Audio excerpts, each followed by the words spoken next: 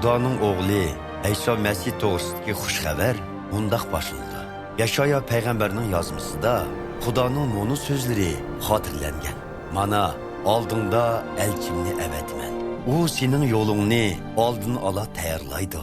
U bo'lsa bayavanda dilinglarni Rabbimizning kelishiga tayyor qilinglar. Uning yo'llarini tuz qilinglar deb to'laydigan kishidir.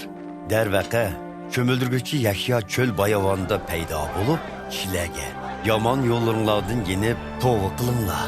To'g'ri qilganinglarni bildirish uchun kömüldürishni qabul qilinglar. Shundaq qilganda Xudo sizlarni kechirim qiladi deb chaqirladi. Kishilar Yerusalim shahridan, jumladan butun Yahudiya o'lkasidan uning oldiga kelishib, gunohlarini iqror qilishdi va uning o'zlarini Yordan daryosida cho'mildirishni qabul qilishdi. Yahya payg'ambar to'gi yungdan kiyim kiygan, beliga ko'n tasma bog'lagan edi. Yaydig'ini kekatki bilan yavohara asli edi. U mundaq deb chaqirlaydi. Mendan keyin texmu qudratlik bir keladi. Men hatto engishib, uning oyog'ining yiplarini yeshishkimu loyiq emasman. Men sizlarni suvg'ili cho'mildirman, lekin u sizlarni muqaddas ruhga cho'mildiradi.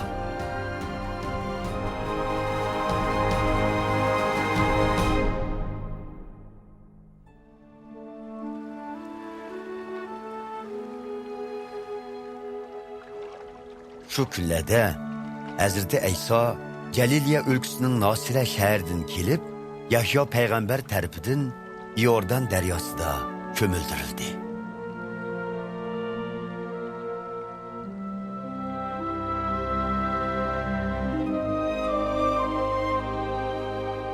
U sudan chiqibla osmonning yerilib, muqaddas ruhning kaptar holatida osmondan tushib, o'z ustiga qo'nayotganligini ko'rdi.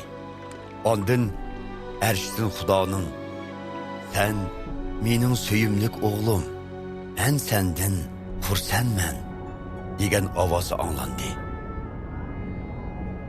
Muqaddas ruh Hazreti İsa'ni shu an cho'l bayavonga elib keldi. U cho'lda 40 kun turib, shayton tarafidan sinaldi. U yovvoyi hayvonotlar yashaydigan yerda bo'lgan shu jarayonda farishtalar uning xizmatida bo'ldi.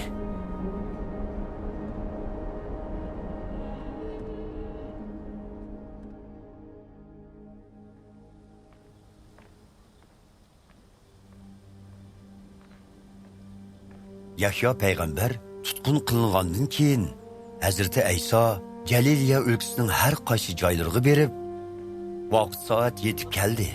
Xudoning podshohligi namoyon bo'lish oldida turdi. Shunga tavba qilinglar, xush xabarga ishoninglar deb Xudoning xush xabarini yakarlashga boshladi.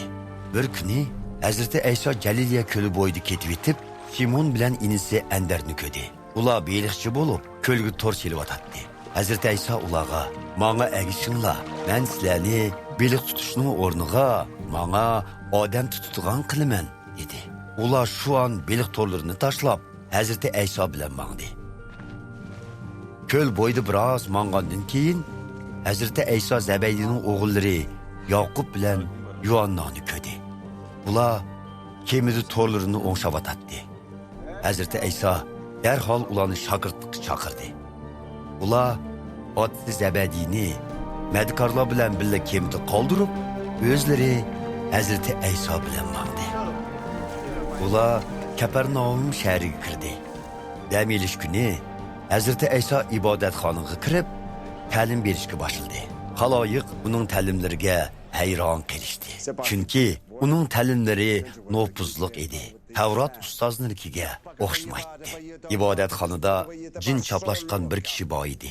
Dal shu chaqda u: "Hey Nasralik İsa, biz bilan koring bo'lmasin? Bizni yo'qotmoqchimisan? Men sening kimligingni bilaman. Xudo avatgan muqaddas bo'lg'uchisan" deb to'lab ketdi. Hazreti İsa uni so'zlayotgan jinga buyruq qilib, "Og'zingni yum, bu odamning tenidan chiq" dedi. Jin herqi odamning badanini qattiq tortishtirdi va faryod ko'targunicha uning tenidan chiqib ketdi. Buningdan hayron bo'lgan ko'pchilik bir-biriga "Bu qandaq ish? Yep-yangi bir ta'lim-ku. U darvaqa jillaga buyruq qilish huquqiga ega ekan. Ularmi uning so'ziga bo'ysundi ekan, deyishdi. Buning bilan Hazrati Ayso to'g'risidagi xabarlar tezlikda butun Galiliya o'lkasiga tarqaldi. Hazrati Ayso ibodatxonadan chiqibla Simon va Andar bilan birga ularning uyiga bordi. Yaqub va Yuhannami ular bilan birga bordi. Simonning qiynonisi qizitma ishida yotadi. Uning ahvoli Hazrati Aysoga darhol ma'lum qilindi. Hazrati Ayso bemorning qishig'iga kirib, qo'ldan tutib yo'lab, o'ri turg'izdi. Ayolning qizitmasi darhol yenib, ularni kutishga boshladi.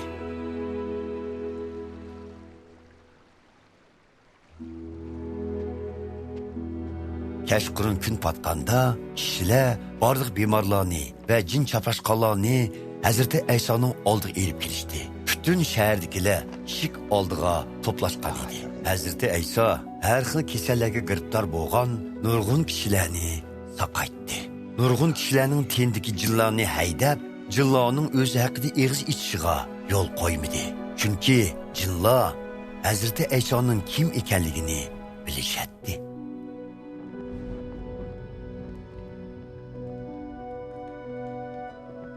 Etsi etigen tağ texi süzülmesdilla. Hazreti Ayso o'rnidan turib, shahar sirtidagi xilvat bir yerga berib, duo tilovat qildi.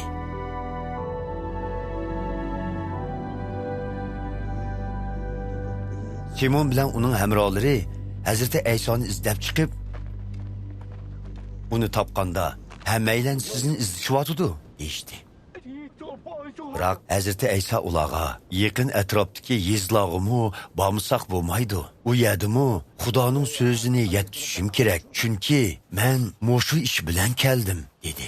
Shunda qilib Hazrati Ayso Galiliya o'lkasining hamma yeriga berib, ibodatxonalarda ta'lim berdi, hamda kishilarning tendiki jinlarni haydadi.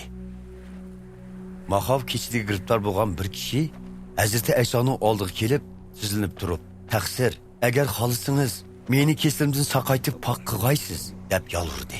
Kishi og'rigan Hazrati Ayso qo'lni uningga takkizib turib, "Xohlayman, pok bo'g'in", dedi.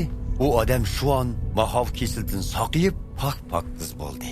Hazrati Ayso uningga, "Hozir bu ishni hech kimga tinma, lekin uddul markaziy ibodatxonaga berib, ruhoniyga o'zingning saqayganligini ko'rsat.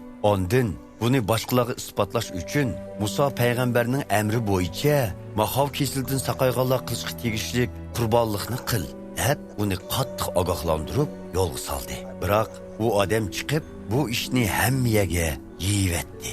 Natijada xaloyiqning o'zining atrofiga to'planib olmasligi uchun Hazrati Ayso hech qanday shaharga oshkora bora olmay, shahar sirtidagi xilvat joylarda turishga majbur bo'ldi.